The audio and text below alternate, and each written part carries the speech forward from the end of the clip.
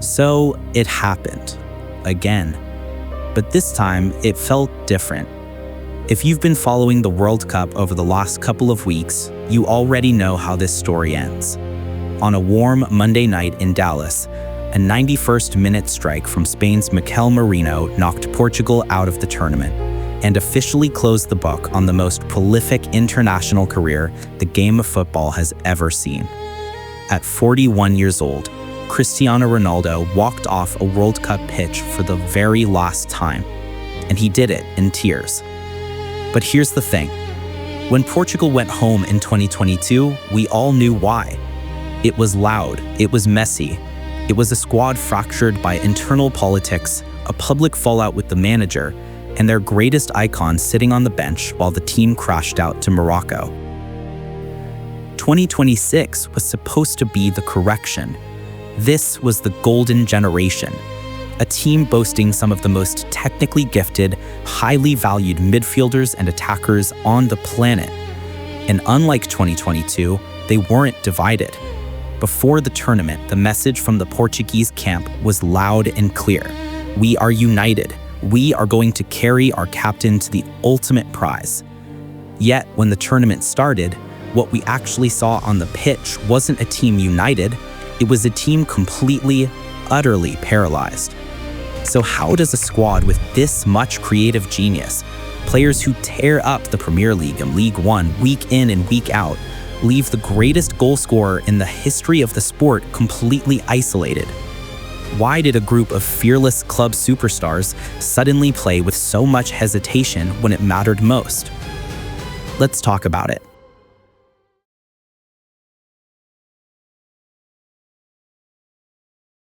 Think back to the very start of the summer.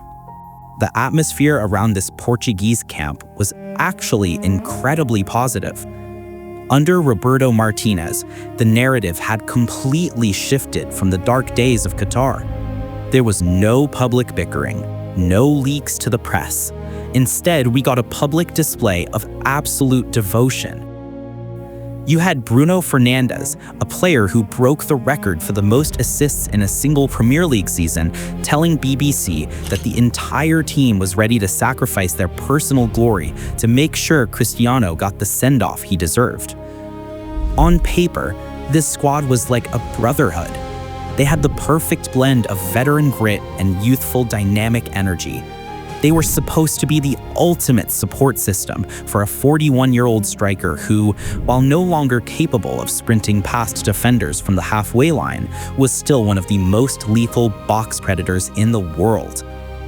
And then the tournament actually began. Now, if you only looked at the headlines, you might have thought things were fine. They got out of the group, Ronaldo scored twice against Uzbekistan, and he buried a crucial penalty against Croatia in the round of 32. But if you actually watched the matches, if you looked past the scorelines, you could see the cracks forming. Against Colombia, they looked completely flat. Ricardo Quaresma, who knows a thing or two about playing with joy and flair in a Portuguese shirt, pointed it out immediately. He said they looked tired, demotivated, and most importantly, afraid to take risks. Think about that word, afraid. Why would a team with Bernardo Silva, Vitinha, and Bruno Fernandes play with fear? Well, the answer became painfully obvious when they stepped onto the pitch in Dallas to face Spain. This was the ultimate test. Spain, the reigning European champions, playing their trademark high-pressing, fluid, possession-based football. To beat them, Portugal needed to be sharp. They needed to be brave. They needed to use the technical quality of their midfield to bypass Spain's press and feed their forwards. Instead, what we got was a tactical disaster class. It was almost surreal to watch. You had one of the most creative midfields in the world, a group of players whose entire reputation is built on their ability to unlock tight defenses, suddenly looking like they had forgotten how to play a forward pass. The disconnect on the pitch was instant. You had Ronaldo occupying the defenders, trying to create depth, and then you had a midfield that was playing its own game, completely detached from its centerpiece. This brings us to the central question of this entire tournament. How does a squad with this much creative genius leave the most prolific goalscorer in football history completely isolated? To answer that, we have to look at what was happening behind the scenes and on the pitch in what can only be described as a silent sabotage.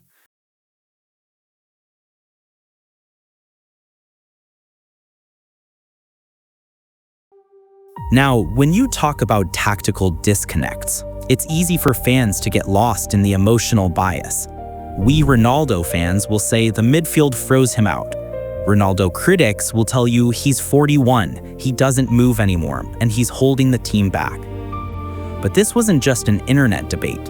The disconnect was so glaringly obvious that some of the most respected legends of the game couldn't help but call it out on national television. Take Wayne Rooney. Love him or hate him, Rooney knows Cristiano Ronaldo better than almost anyone. He shared a pitch with him during some of his most dominant years at Manchester United. And while working on the BBC's World Cup coverage, Rooney didn't hold back. He delivered an incredibly blunt critique of how this Portuguese midfield treated their captain. Rooney said, "If you are playing with Cristiano Ronaldo, you have to use him. Get the ball into the penalty area where he's still effective. Don't play him the ball 30 yards from the goal. That's not his strength anymore." They kept playing these safe, horizontal passes.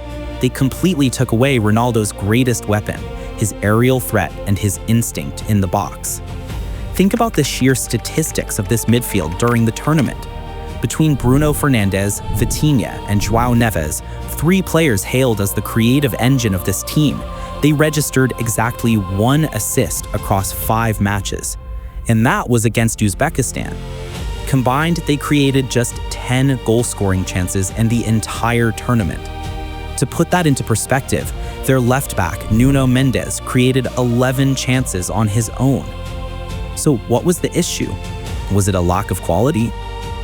Of course not. These guys do this for their clubs every single week. It was a psychological breakdown.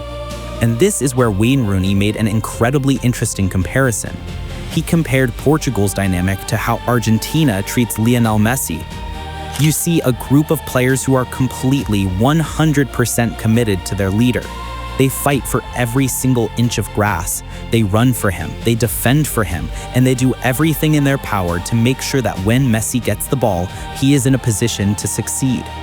And he's right. Instead of adapting their game to maximize their captain's remaining strengths, Portugal's stars seemed entirely unwilling to alter their style. They wanted to play their modern, slow, possession-based club football while having a traditional box striker who needs service to survive. It was a tactical mismatch of epic proportions.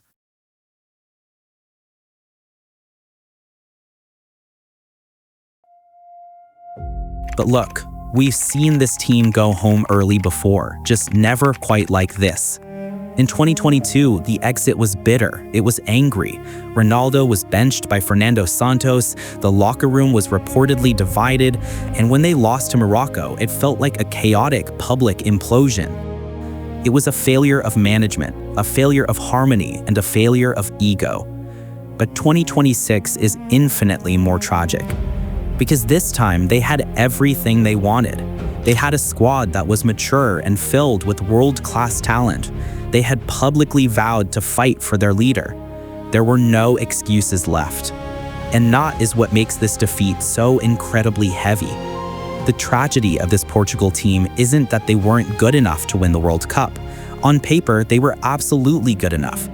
They failed because when the pressure mounted, they lacked the courage to back up their promises.